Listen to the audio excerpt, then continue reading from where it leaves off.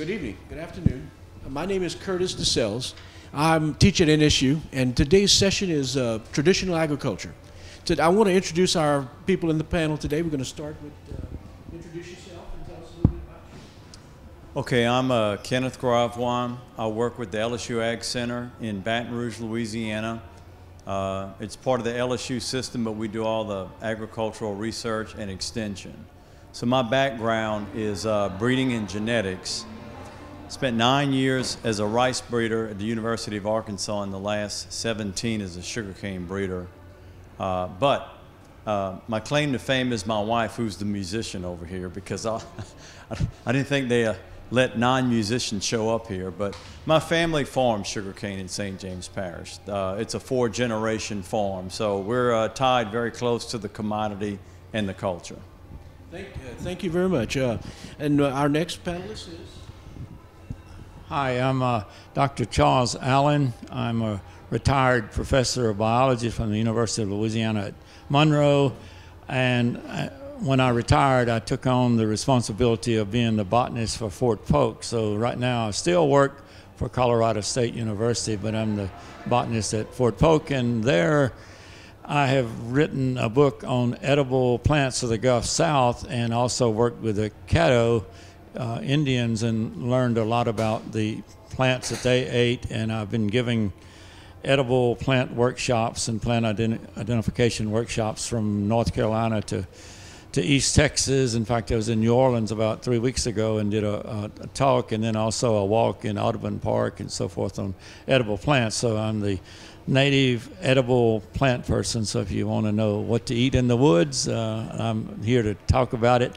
Y2K came about, and a lot of people wanted me to spend the night with them for that night. So hopefully nothing happened, thank goodness, so you all know that. But hopefully none of that in the future. But anyway, I'm the person that can talk about what you might go out in the woods and eat. And I have a number of plants out there on the table of spices and teas and so forth to talk about. In fact, I think you heard my talk here in Natchitoches a few years ago for the Caddo conference. Yeah. Hi, I'm Linda Niemeyer. I'm from Camden, Arkansas, but I grew up in Bastrop, North Louisiana, and my mother and I, a few years ago, wrote a book to share her life stories of living on cotton farms as a sharecropper's daughter during the Great Depression. So what I know about the agriculture of that era is what my mother has passed on to me, and some of the things that her family lived through. So that would be some of the things I might talk about today. I am retired, and my husband is retired military, and so I'm happy to be here today. Well, we're going to try to get this in order. So we're going to talk with the oldest type of plants and what they used in Louisiana first. Then we're going to go with the sharecropping. Then we can tell us about the sugarcane and the current industry where we have. Okay, I'd like to ask you, Doctor, when the Indians first came here, what do you think they ate, and what plants were really good? I think that they ate a lot of greens in the spring of the year, because that's when they would be. But the plants that I've seen a lot that seem to be indication, one was called groundnut, which is a relative of the peanut. And botanists and other people have theorized that if we had found that before potatoes, we'd be eating that instead of potatoes, because it's native, it's here, it's a vine that looks a little bit like wisteria. In fact, at LSU, they did some research on it. In just a few years, they'd gotten groundnuts from about the size of your thumb to 4 to 5 times the size of your thumb, and in just a few years of selection. So it's a groundnut. Apios is one I think would be very important. I've eaten. In fact, I had some to eat for some students, some children on Fort Polk just 3 days ago, where we went out in the woods and found some, and we sliced them up and put salt on them and ate them, and they really enjoyed those. So I think that groundnut would have been one that they would have been very important. And I read about other things, like there was a report of something that tasted or looked like rice. And then when I looked at the wild rice distribution in the United States, there was none here in central and northwest Louisiana. So I went back to and looked at the plants that I knew, and there's a thing called rice cutgrass, which I think has been reported to have seeds that are edible. I've never tried it because I don't have enough time to sit down and process, and I should. But anyway, that was one. So that's one they probably ate, was the rice there, and then the starch, and like I say, a lot of greens, and a few other plants that I've seen and tried that they must have eaten were also this thing called man root, which is a morning glory, which has this giant underground root that's got lots of starch in it. Now, and one of the things that I had to be careful of, because once I started working with the Caddo, I got all the books that I could get on them. I was very disappointed in often seeing that even in the early days of the written records of the Caddo, there were lots of records of European plants already here. So that bothered me, like, you know, dandelions not native to North America, but yet there are reports of dandelions, things like that that bothered me. So the actual plants, and I did a talk at the Caddo conference, I think it might have been, I don't know if it's here in Natchitoches or the one in Arkansas a few years ago, on what the Caddo might have eaten in this area. And so I've got that list, and it seems like I'm forgetting something very important in that group of plants, and if I think of it later, I'll mention it. But there were some others, yeah. Do you have a copy of your books here? I have one, Edible Plants of the Gulf South, yeah, on a table out there, yes. But also you can order it online through Amazon, yeah. So yeah. Do you have a card? Yeah, there are cards out there too, yeah. So if rice as we know it wasn't really eaten back, when did rice become, I mean, in South Louisiana, rice is considered a vegetable, so when did it become so important? Rice, I think, was first, and I'd have to go back and check. I think rice was first brought into the United States, of course. Was talking today about how the United States has produced so few of our very important edible plants. If you started a list, you would have things like strawberry, pecan, cranberry, sunflower, there's one or two more, that's it. Potatoes, rice, they come from some other country and brought here, even squash, corn, you know, all of those things. So the United States is not very proud, should not be very proud of developing edible plants. We don't feed much of the world from the crops that were developed in what is now the United States. So rice is what I was talking about was wild rice, not the other. I think the other rice, the Oryza sativa, the one that you know is one of the most important, if not the most important, food crop in the world. Right, and to South Carolina, and then from South Carolina to Louisiana. So I don't know the year of that, but it, you know, whenever South Carolina was, what's the year? I'm not a historian. What's the first years of South Carolina?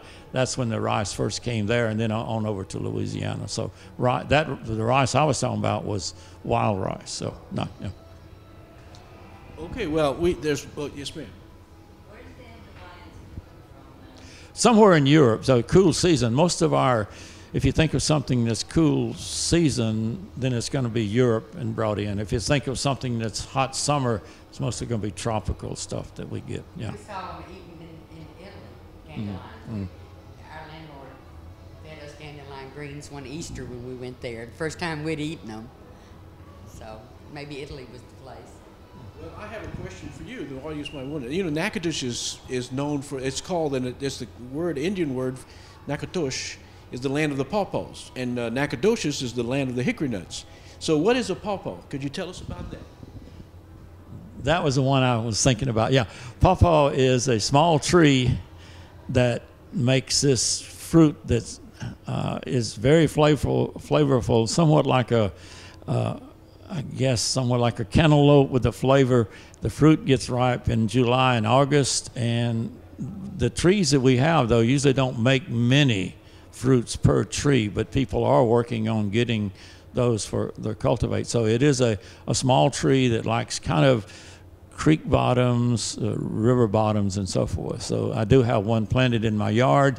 And last year I got a lot because we had a real cold, I don't know if that's the reason, but we had a real cold snap in March, and I had pawpaws all over it. Another person has told me the way to get pawpaws to produce every year is to get a bucket of dead fish and put underneath the tree when it's in flower, which will attract flies, which will pollinate. But my pawpaw tree is too close to my house to put the bucket of dead fish under. Well, that's very interesting, and I know some people I'm from Avoyelles Parish. They tell me about there's something like a pawpaw. It's called a jejum. Have you ever heard of that? Unless it's the Ziziphus Chinese date. There's another, jujube, yeah. That can be grown, and I do grow those in my yard, but they're from the Orient, the jujube tree, yeah. They used to call that a pawpaw, but they probably wrong. Yeah, there were pawpaws should be in the Marksville area, the true native pawpaw, yeah. Okay. Well, thank you. Yes, ma'am. My sister used to have a tree there, but you can't find it anymore. Chink. Yeah, in fact, it's in my book, and I talk a lot about it. And I did talk about it, and the Caddo mentioned something in the book about something that tasted like a chestnut, but was the size of a white oak acorn, and I knew right away that it was a chinkapin. Chinkapin's in the same genus as chestnut, so the blight that wiped out the chestnut affects the chinkapin, but for the chinkapin tree, it doesn't kill it, but it knocks it back, and all we have left are these little shrubs. We don't get big ones. So, but I understand there are people working on selection of the big ones that would be resistant to the blight. So hopefully in the future there will be. But every now and then you'll find a tree or a shrub, actually, it's not a tree anymore, but a shrub that will have some of the fruits. And if you do taste of them, they're wonderful eating, the chinkapins. Yeah.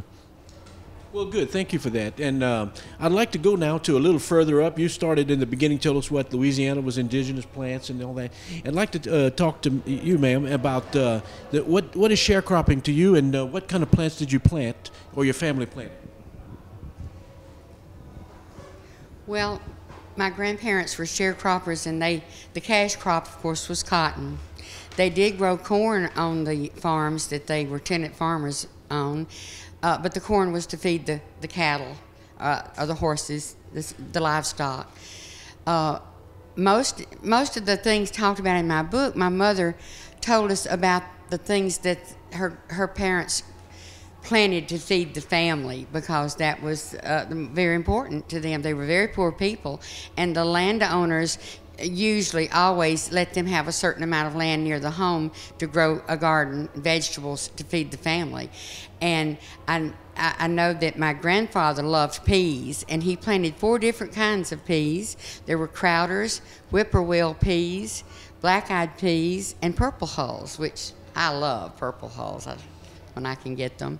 And of course, my grandmother planted all kinds of vegetables that she could grow. There was a long summer season of greens and tomatoes and okra. They canned what they could for the winter, but mostly they enjoyed the fresh vegetables in the spring and the summer. And I'm trying to think of some of the other things. They did have some mayhaw trees at some of the places they were at. Of course, they didn't plant those, but they were out somewhere in the field nearby. And sugar cane. My grandfather did not like sorghum. One year he grew sorghum and he did not like it, but he grew sugar cane whenever possible. And a neighbor there near them had a sugar cane mill, and he would take his sugar cane down to the mill.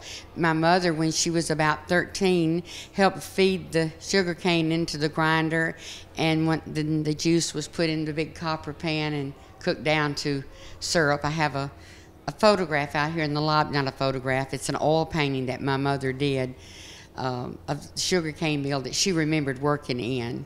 So that was important. It was a sweetener. They couldn't afford to buy sugar. Of course, during the war it was rationed. So Grandpa had a sweet tooth, and he liked that syrup on his biscuits or cornbread. So right now that's about all I can think of that might have been something that they planted.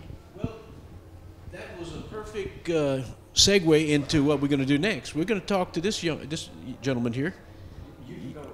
Okay, we're going to talk to this gentleman about what is the most prevalent crop right now in Louisiana, or has been that way, is? It's sugar cane. You know, you talk about rationing sugar in World War II. Sugar was rationed, syrup was not. So all of a sudden you had these little entrepreneurial efforts into syrup making. We became pretty good at it. So you talk about rice. Rice came in to the South Carolina Low Country in 1685 out of Asia. So I mean, it's got a long, long history. So so my background is sugarcane, and I mean, I like science, but I love history. And so whenever the two can mesh, I enjoy that. So, you know, every crop got to Louisiana has its own story. And, you know, really there's a sugarcane industry in Louisiana. It all started with the nicotine addiction. So there's got to be a story behind that somewhere. So, you know, we all know that in the age of exploration, people moved and products moved, and, you know, De La Salle canoed down the Mississippi River, erected the cross in Venice, Louisiana, claimed all the lands drained by the Mississippi for King Louis XIV, and thus the French presence in Louisiana began. But if you go move up to the Northeast, the English had, of course, colonized the Northeast part of the United States, and in that Chesapeake Bay area had developed quite a cultivation for tobacco. And they had also developed quite a trade with the French for tobacco, and the French loved their tobacco. I guess they had developed quite a nicotine addiction. Well, as you know your history, the French and the English never always got along very well, so sooner or later that tobacco trade ceased. So the idea of the French moving in to Louisiana was they wanted to start a tobacco culture, much like the English had done in the Chesapeake Bay area, and they thought that they would go up the river, and somewhere between Baton Rouge, New Orleans, and Natchez, they would develop this tobacco industry. So about 99, 98, the king sent Iberville to find the mouth of the river. Remember, they canoed down from the north, never found the mouth, and so Iberville made his merry way, and he was lucky. He found it. When you're trying to find the mouth of the river along the Gulf of Mexico, the first thing you look for is a bay.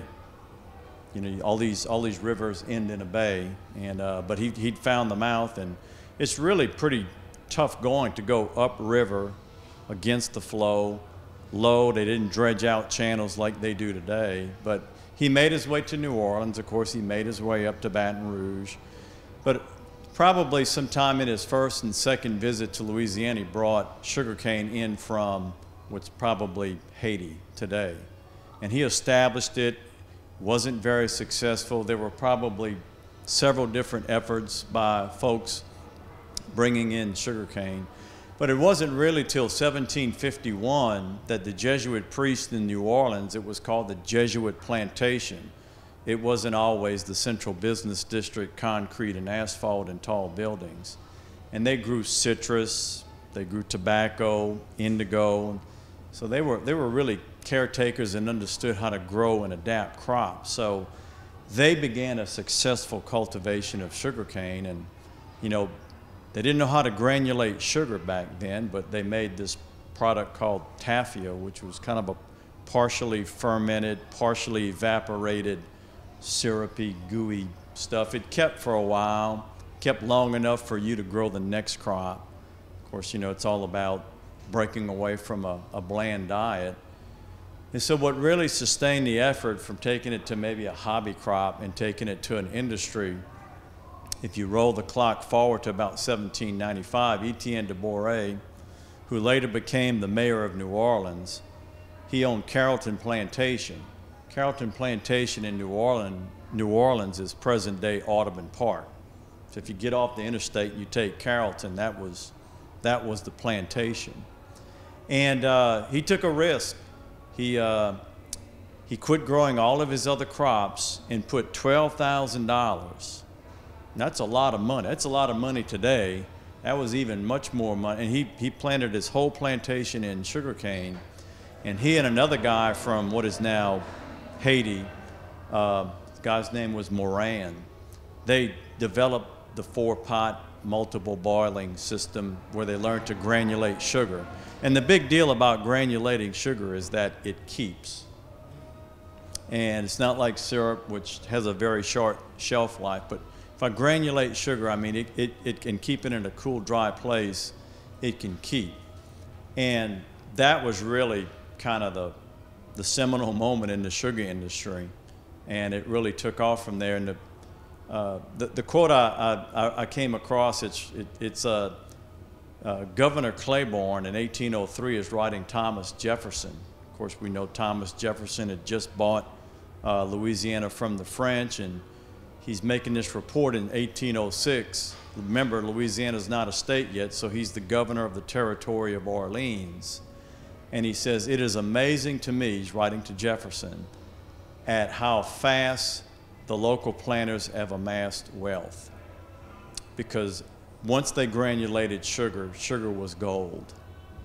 And that's kind of how the sugar industry established itself into Louisiana.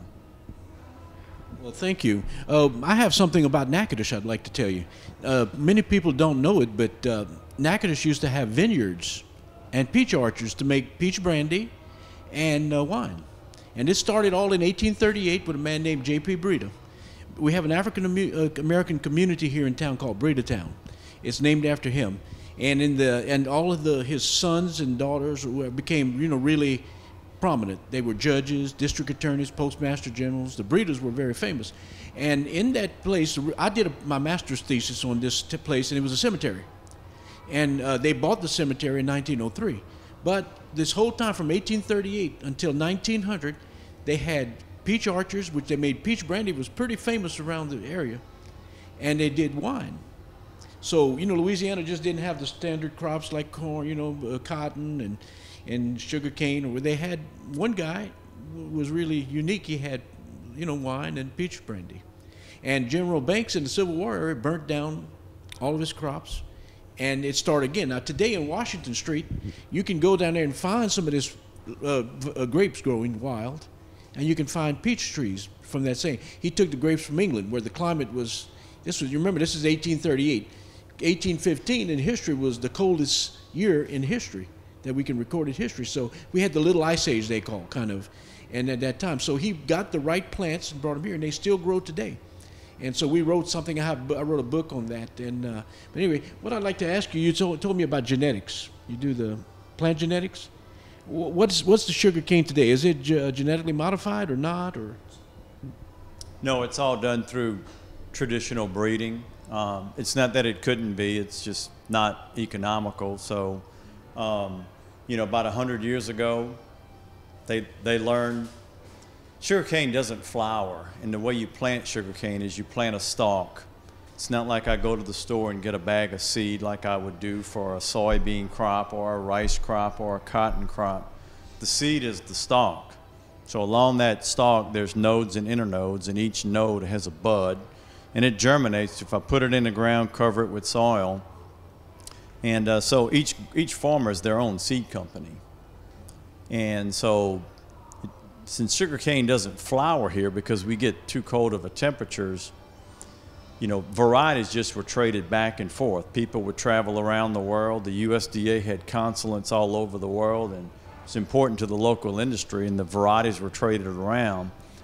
But in Barbados and in Indonesia, they learned that, sugarcane can flower. We can trick it into flower in those areas that don't flower. So what we do at the research station is we get varieties to flower. We make crosses. We make hybridizations between two different parents.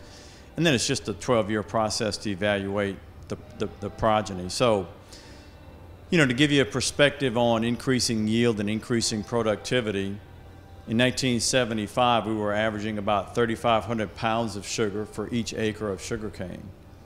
Now we average 7,500 pounds per acre of each acre that we grow. So just through traditional breeding, genetics, improving, selection, just cycles of selection, continuing cycles of selection. So, that's how, prices remain pretty stagnant, believe it or not, as far as agricultural, pricing goes. Growers have been able to kind of sustain their operations through research, more yield on a single acre. And then equipment has gotten bigger, and then economies of scale. So, well, thank you for that. I'd like to also turn around to Doctor. Today, what kind of plants today, or is there some plants that are extinct now that used to be used in the early times? None that I can immediately think of, but I've also been concerned about some of the plants that I've seen reports of that I've never seen them in the wild here. For example, chicory always bothered me because chicory is a cool season plant, and I never understood that. In fact, I have it in the book. I never understood that relationship with New Orleans because it's almost impossible to grow chicory anywhere from Alexandria south. But every now and then you'll see a little bit of chicory growing along Interstate 20 in Monroe, along there. And you get into Arkansas and you get in the north. Chicory is everywhere, but not around New Orleans and not in South Louisiana. So that's one that's always been a mystery to me as to why chicory is so much associated with New Orleans when it's almost impossible to grow it in New Orleans. Do we have any variety of grapes or anything that grow in Louisiana or the sort? We have a lot of wild grapes. In fact, I have a nice several clumps out there on the table that I brought from my house that I got yesterday. There are a number of wild grapes. The biggest one that I've seen is one called the Sand Post grape. It makes pretty good sized grapes. And then, of course, the famous muscadine is out there. So muscadine and those grapes. And then there are a number of other smaller ones that were called possum grapes or other names that are real small. So there are some native grapes, but they're all pretty small. But except for the muscadine, which has had some selection over the years where people have actually selected muscadines for better production, and I think they've even gone to where they're green colored ripe muscadines. And so, but there's been very little work on any of our other native grapes, and this is one you should look at. If you go by the table out there, you should see that those clumps of grapes, some of those are as big as commercial grapes, but they're just right from the wild. So I like to use a word that I've coined: they haven't been prostituted like so many of our other cultivated plants over the years that, you know, to go to where we have corn that's great, you know, the original corn. In fact, I have a relative of a plant out there that might have been, well, it is related to corn. It's called Eastern Gamma Grass. So you can go by and nibble on the stalks and see how much it must have been a lot of effort for people to work with that compared to the corn that we have today. So, yeah. Can I ask you a question? When the Spanish or whoever it was that came here, what are native plants here that they did not have in Europe?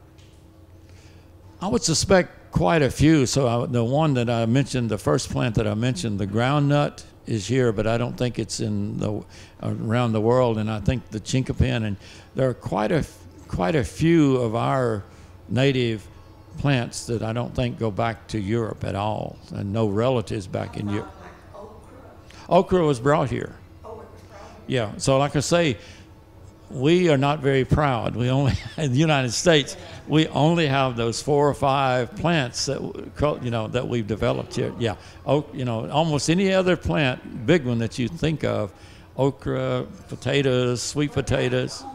Corn was brought from Central South America, yeah. So squash was brought from Central South America. Like I say, strawberry, remember, strawberry, pecan, cranberry, sunflower, and one more, but nothing big, pecan, nothing big, nothing that would feed the world, yeah. Thank you for that. Ma'am, I would like for you to tell us about what did you eat as a sharecropper, your family? Well, You grew a vegetable garden. yeah. Now this is all what my mother told me when we wrote the book. And as farmers, they ate what was in season, but in the winter, they ate a hog that they killed. Mama's family was small. Grandpa only had girls, and 2 of them died as children. My mother ended up being the main farm help of the family, because the other two girls came along 10 and 12 years later. So Mama said in the winter they always killed a hog and put it in a smokehouse. Mama tells in the book how to build a smokehouse. I don't imagine anybody needs that today, but it sure was interesting to find out. And Grandma raised chickens, so they were fresh. You'd go out and wring their necks, and they had chicken. They had milk cows, so they had fresh milk. And I know at different times my mother made a little bit of cottage cheese at home, but I didn't hear her talk about my grandmother doing that. They just drank the milk, as far as I know. Other things they might have eaten, the cows were all for milk. They didn't eat beef that I know of. Oh, my great-grandfather loved wild meat. And he would go out and kill squirrels and other wild things. And my grandfather didn't particularly care for that. But Mama said they would try the wild meat. That was living off the land, and poor people did that. And they fished some. They lived on Beff River. I wanted to ask Dr. Allen, what does chicory look like in the plant? Chicory looks a little bit like a blue-flowered dandelion. It's got blue flowers on the top. Yeah. But they just, I think, supplement the coffee, not right.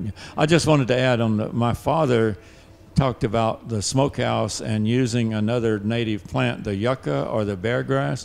He said that was great for tying the meat in the smokehouse because it wouldn't burn. And see, it's green, so he would use it. So those of you that know the Spanish dagger, yucca, bear grass, that was what they tied the meat in the smokehouse so it wouldn't burn. Yeah. Well, I'd like to open the audience for questions. Any questions that you might have for any of us? To who? Are you saying the Indians mostly just ate meat and fish then? They didn't have any vegetables here? For me, Either anybody. I don't know anything about what the Indians ate. I assume they did some fishing. But you knew more about the Indians than I did. Well, I mean, the part I knew about was more the plant part, what they ate, as far as plants. That I thought that the records, by reading the records of the Caddo and then translating to what the plants that I know they were describing, like the chinquapin and things like that. So I don't know, I didn't know anything about the animal eating part of their culture. Now the corn that it was coming from South America. That's one of our I guess North or South American indigenous plants. Is there anything that is specifically not used a lot, but it should be? Like you told about the groundnut. What about the potato? Yeah, the potato. Well, the Irish potato developed, I think, Peru or Andes Mountains. Anyway, it's another non-United States one. And sweet potato, I think, is an African. So when you say potato, yeah.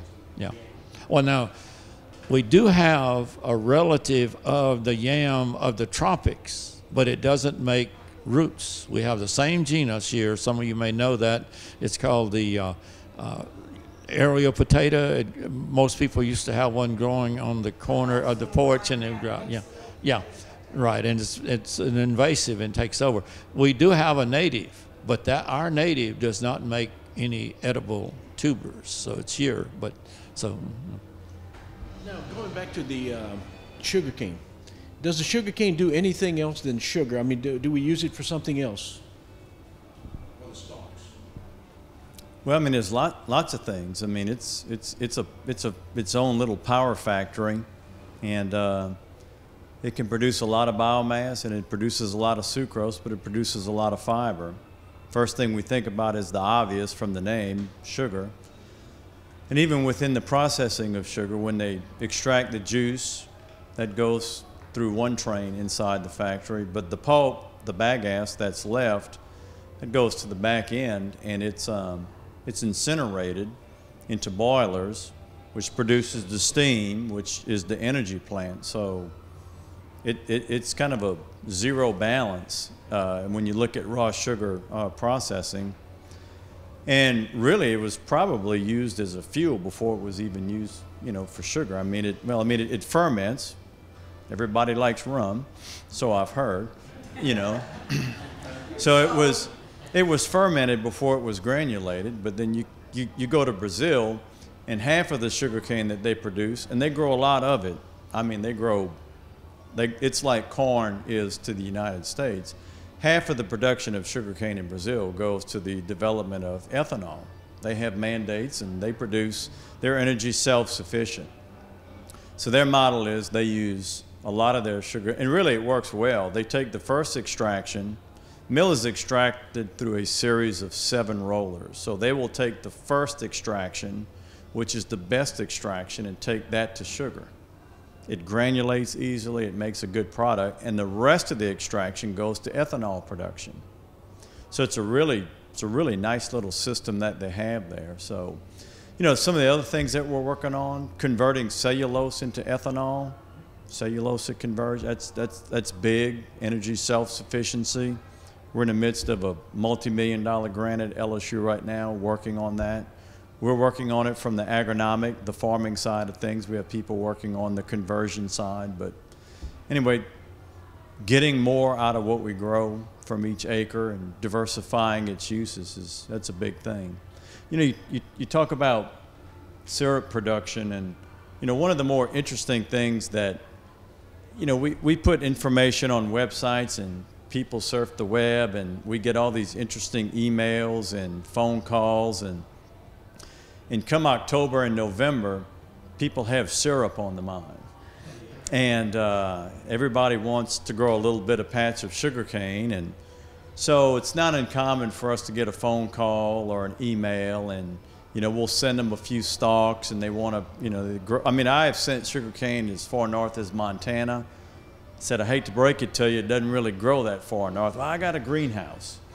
So, you know, people love to grow different crops, and sugar is always interesting because they make the syrup from it. But, you know, there's syrup mills from, I mean, North, South Carolina, Georgia, Alabama, Texas, anywhere along the southern U.S. And people get real creative. And when I moved to Arkansas, having grown up on a sugarcane farm, I took some stalks with me, and I was able to grow it on the back side of the greenhouse. Just when it got cold, I would cover it up, and then when the winter came, I would uncover it.